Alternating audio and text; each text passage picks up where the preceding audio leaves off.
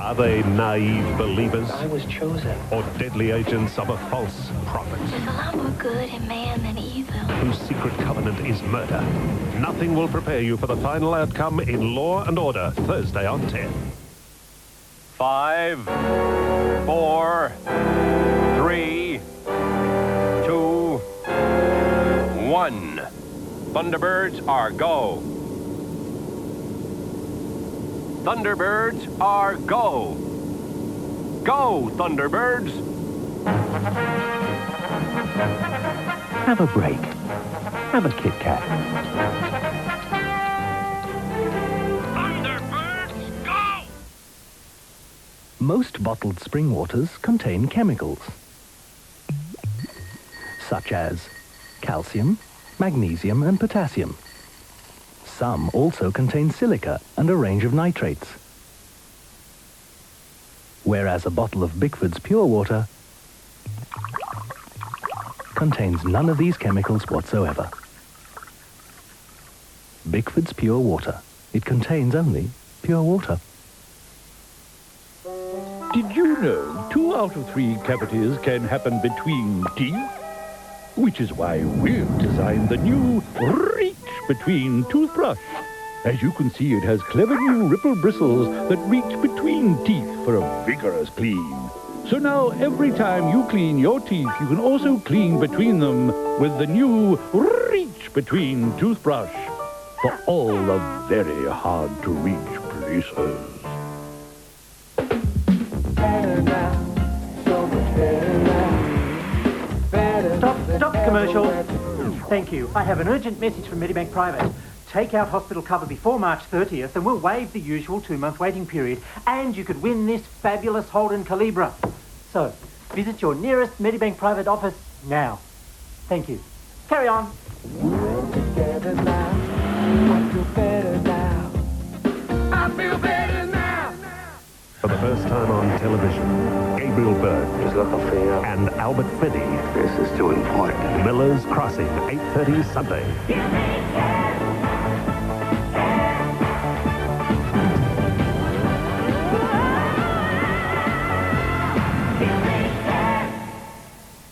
This program, proudly brought to you by Citibank, bringing the spirit of competition to personal banking, and Ansett, one of the world's great airlines. Good evening, I'm Anne Fulwood. This is the Late Night News.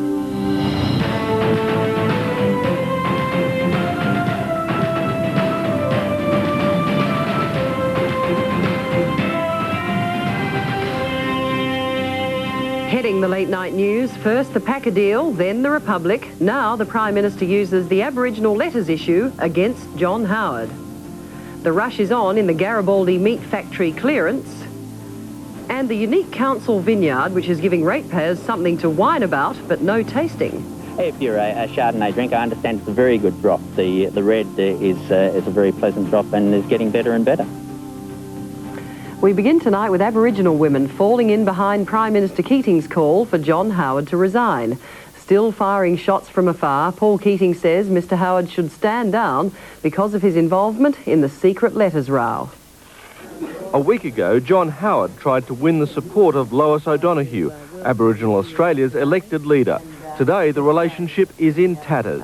We would have little confidence in the Liberal Party to be sensitive to Aboriginal and Torres Strait Islander issues. The crisis began when Miss O'Donoghue watched in horror the Liberals' parliamentary tactics, flinging around sacred letters written by Aboriginal women protesting against the Hindmarsh Island Bridge near Adelaide. It's our spiritual beliefs that, in fact, they're tampering with. That led to the resignation of frontbencher Ian McLaughlin, but the Shadow Aboriginal Affairs Minister Chris Gallus was also involved. Why was it that your white female advisor, Sue Clee, was allowed to read those letters? Tonight, Mrs Gallus said she was sorry if she'd caused any distress to Aboriginal women, but maintained she'd done nothing wrong. A part apology that's unlikely to satisfy her critics. So you're asking for Howard's resignation? Yes. And Gallus's resignation? Yes. Would an apology from both of them suffice? Well, not necessarily. I think this matter, of course, will take a lot of healing. I have at no stage behaved in an insensitive manner towards the Aboriginal people. Neither Mr Howard nor Mrs Gallus intend to resign, but they now can't ignore this crisis in a sensitive portfolio, especially one that's being used as a major political weapon by our travelling Prime Minister, as Paul Bongiorno reports from Copenhagen. The Prime Minister could scarcely wait to arrive in the Netherlands. 12 hours earlier in Berlin, he had released a scathing statement demanding John Howard resign, but had to put all that on the back burner while he attended the United Nations Poverty Summit in Denmark. He immediately went into a news conference proclaiming there was only one issue, and that was the opposition's interception and use of highly confidential Aboriginal material. I think this is un-Australian, I think it's indecent, I think it's scandalous. Mr Keating says he's never called for an opposition leader's resignation before, but based on verbatim reports quoting Mr Howard, he's as guilty as Mr McLaughlin, who resigned. Mr Howard's too tricky and he's been caught red-handed. Of course he was briefed, of course he is guilty of this matter, and of course he should resign. In Copenhagen, during the day, Australian domestic politics finally took a backseat to international politics. The Prime Minister, sandwiched between the leaders of Mongolia and Sri Lanka, endorsed the summit's goal of international social development. 170 nations attended the summit. More than 100 government leaders were scheduled to speak in the final 2 days. But history won't judge at an important meeting if afterwards governments squander their resources and do not treat their people with care, with thought and in an inclusive way. For Bongiorno, 10 News. A Queensland mother's in jail tonight, charged over the deaths of her 2 young children. The woman was arrested yesterday after their bodies were discovered on a property the family shared with the mother's boyfriend. It is one of Queensland's most brutal and callous double murders. The gruesome discovery made yesterday on this property at Bell, northwest of Brisbane. 2 shallow graves inside the bodies of 12-year-old Vincent Madden and his 10-year-old sister Kimberly. The children had been bashed, then set alight and dumped. Police say just days before Christmas. I really felt sorry for the children. It is a crime that has sickened and outraged police. Just the whole thing was bizarre, and I think when the evidence comes out in court, the people will see that it was terrible. Acting on a tip-off, police arrested the children's 45-year-old mother yesterday. Catherine Lister appeared in court today charged with 2 counts of accessory after the fact of murder and interfering with human remains. But the likelihood of police ever laying murder charges against the person responsible now remote. We have information that tends to indicate that the person responsible for the murder is now deceased. He was killed in a road accident. The children's stepfather was killed in a road accident near their property just 3 weeks ago. Tonight, the children's mother is behind bars. Her next court hearing later this month. Tony Fabris, 10 News. In Adelaide, a very unusual clearance for brave bargain hunters. For sale, the leftovers from the Garibaldi meat factory, which of course was the source of a deadly food poisoning epidemic. The start of the 3-day clearance attracted large numbers of bargain hunters, but absent from the shelves at the Garibaldi factory were sticks of metwurst and salami, which were at the centre of the HUS epidemic. Last month, 4-year-old Nikki Robinson died after contracting the disease. She was one of 20 who were hospitalised after being infected by bacteria linked to Garibaldi garlic metwurst. But for today's shoppers, thoughts of a health scare were far from their minds. The product is no problems at all. You know, we've been been eating this stuff for many years, and been buying the stuff for many years, and I think it's first grade. No problems whatsoever. No, we haven't. We've been coming here a long time. I buy for the dog. I got some dogs, and for myself, you know, that's all right. Bargain, all right. Everybody looking for bargain today. The Health Commission has now supervised the disposal of all of these stock recalled during the health scare. The liquidators are confident they can sell the unaffected stock for close to $250,000. Small goods include hams, frits and sandwich meats, but there's also salt-cured meats such as prosciutto. According to the liquidator, batches of the product have been tested and deemed safe by the Health Commission. Rick Teague, 10 News. Ahead in the late night news, Prince Charles extending the hand of friendship in Egypt, and also in the Middle East, John Major, who's not feeling so friendly towards the IRA. Terrorism has now been renounced by Chairman Arafat. I've not seen it comprehensively denounced by Mr. Adams.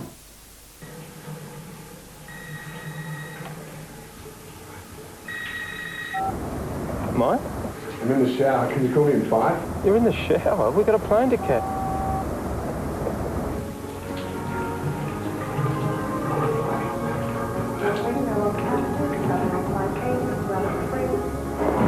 No, that's fine, thank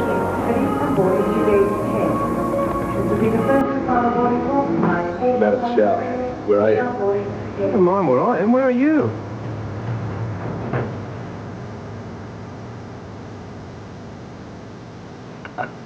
You've been cutting it a bit fine, mate. And I decided I wanted to invest in a small property, in a small investment flat, basically. Carol had been to see her original home loan bank. I didn't see why I should have to pay a higher interest rate just because I had money to invest in property. So she came to see us because she needed a lower rate of interest. That wasn't until I found Citibank had a really low interest rate for investors. It was actually the same as their home loan rate. There were no nasty surprises later. At Citibank, we're totally upfront about the real costs. Very comfortable with what I've done. To find out more, just call us. I have ever seen. She had it all over her. Hey, there's Jamie's car. Do you reckon they're going to Adam's party? I hope so. Paul is a babe. Have they seen it? Yeah, they're flashing their lights. Are they still behind us? Yeah, they just ran a red light. Did they make it through? No!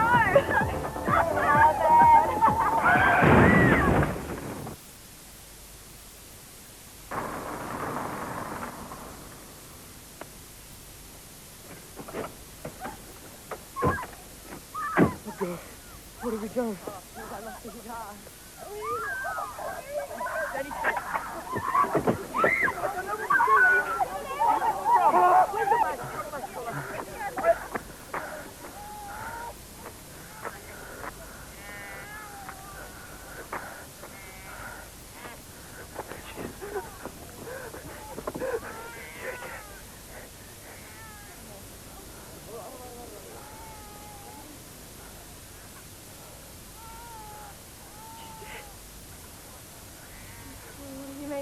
What have you done?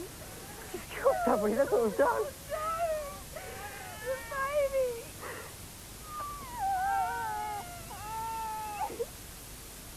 baby! Bobby Simone, good to meet you. The LA lawyer becomes the NY lawman. Hey, look, don't play with me, all right? Jimmy Smits hits the Big Apple. Me and you, we're not always going to start on the same page. Must-see TV. NYPD Blue, Thursday. Another 54 boat people have arrived in Darwin Harbour under escort of an Australian customs vessel.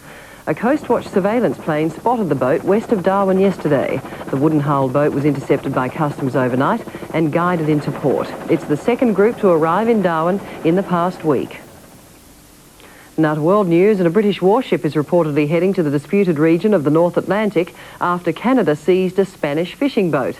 The dispute over fishing rights has deepened. The European Union is threatening trade sanctions after Canada laid charges of illegal fishing against the Spanish captain. 3 days after a dramatic chase and arrest on the high seas, the Spanish trawler finally steamed into St. John's Harbour. People lined the waterfront by the thousands, here to show support for Ottawa's action, especially Fisheries Minister Brian Tobin. Our hats are off to Brian Tobin that he finally had the guts to stand up and say, okay, this is enough. There was even a song written for the occasion. Arresting a trawler comes 10 years too late. Yet as the Spanish boat docked alongside its fisheries escort, the crowd was hushed.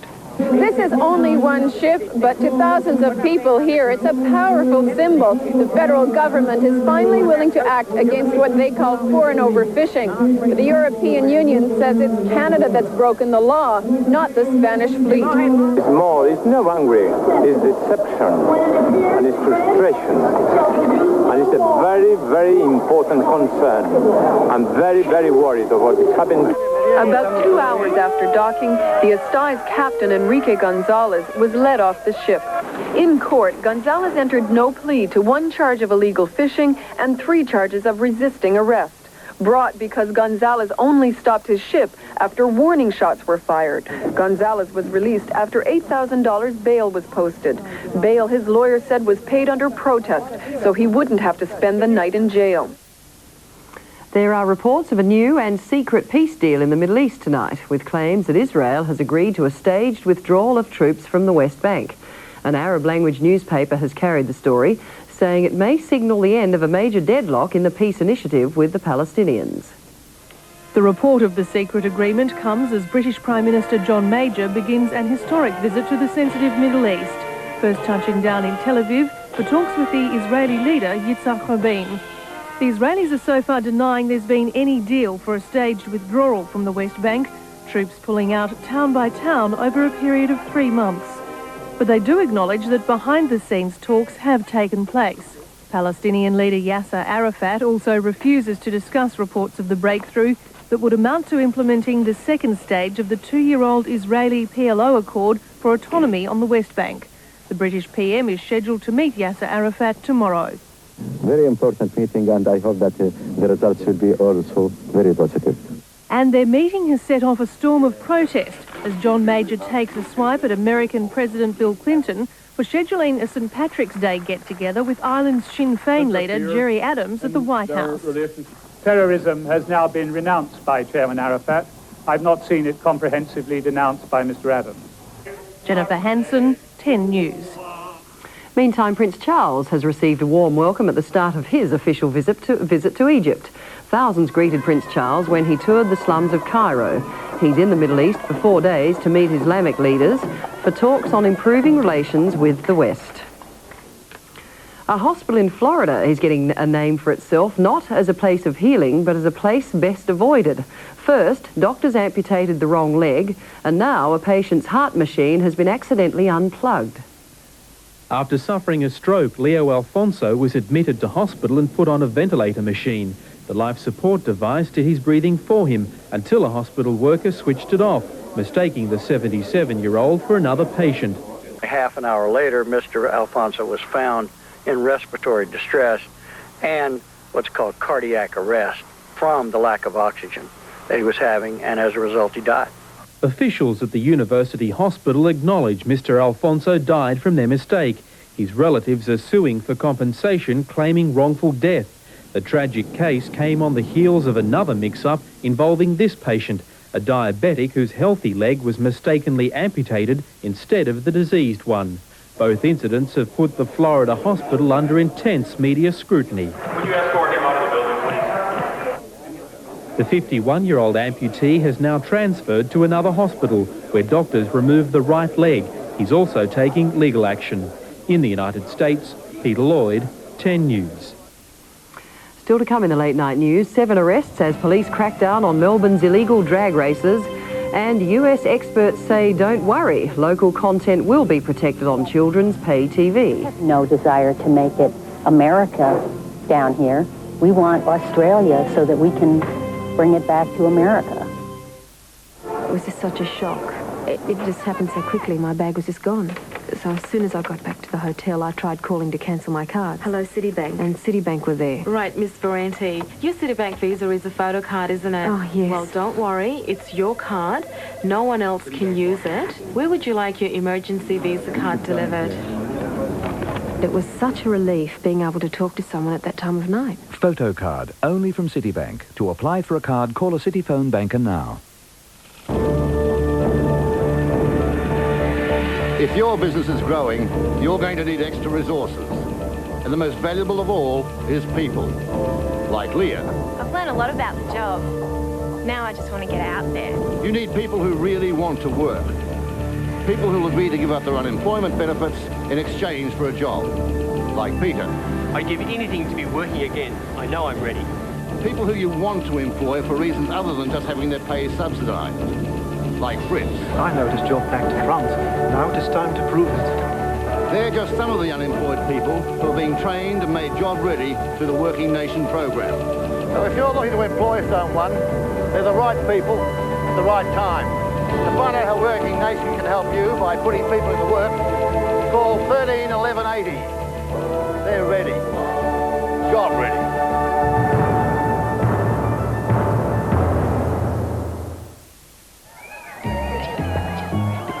It's George's birthday, and Tats Pokies venues are throwing the biggest party in town, with almost $400,000 in cash and prizes to be won. George's Birthday Bonanza. Party with George and make your day. Following sell-out concerts in America, James Taylor and his sensational 9-piece band are touring Australia. Don't miss James Taylor Live. Tickets on sale now. Get into computers the risk-free way at the right price from Dick Smith Electronics. You'll find a great range of famous brand computers, software packages, and the expertise to help you make the right choice. Whether it's for business or home, Dick Smith Electronics will help you make a risk-free purchase with their unique customer care plan. They won't be beaten on price, free on-site service, free installation, and a whole lot more. So for your risk-free computer purchase, Dick Smith Electronics. To apply for a Citibank Visa, simply pick up a form at any post office and get the only card which offers you photo card, free rewards, and 24-hour personal service. Citibank Visa. Applications now in your post office. Melbourne police have vowed to crack down on spectators in their fight to wipe out illegal drag racing. Last night, police arrested 7 people after flares and bottles were hurled at police when they moved in to break up a crowd. More than 200